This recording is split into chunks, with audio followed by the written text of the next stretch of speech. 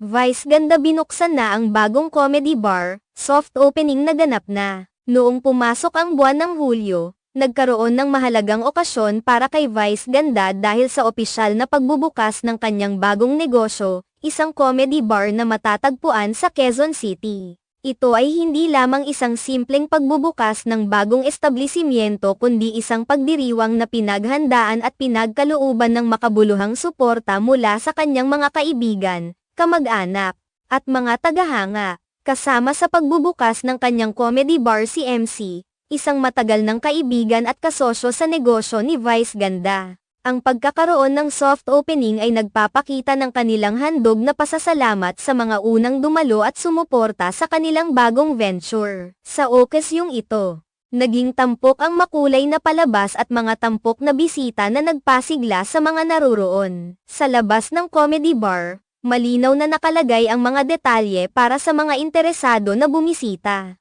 Isang espesyal na entrance fee na nagkakahalaga ng 250 pesos ang kinakailangan upang makapasok sa lugar. Ito ay kabahagi ng patakaran ng kanilang operasyon upang mapanatili ang kalidad ng serbisyo at pag-aalaga sa kanilang mga bisita. Ang desisyon ni Vice Ganda na pasukin ang negosyong ito ay hindi lamang tungkol sa pagnanais na magtagumpay sa larangan ng negosyo kundi pati na rin sa pagbibigay ng bagong oportunidad para sa mga kababayan nating nagnanais makapaglibang at magpasaya. Sa pamamagitan ng comedy bar na ito, inaasahan niyang mabigyan ng trabaho at pagkakakitaan ang mga lokal na komedyante at iba pang talento sa industriya ng pag-arte. Bukod sa serbisyo at entertainment na hatid ng comedy bar, ito rin ay magiging isang sentro ng pagtitipon at sosyal na interaksyon para sa mga taga Quezon City at mga kalapit na lugar. Ang pagkakaroon ng isang ganitong pasilidad ay nagbibigay ng pagkakataon para sa mga taong magkakaiba ang likas na hilig at interes na magkakasama-sama para sa isang magaan at masayang karanasan.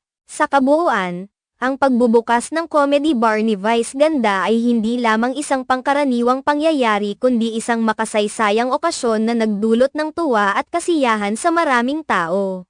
Ito ay patunay na ang kanyang tagumpay bilang isang kilalang personalidad sa industriya ng showbiz ay nagbubunga ng mga bagong oportunidad at pag-asa para sa kanyang sarili at para sa kanyang mga kasama sa negosyo at sa komunidad.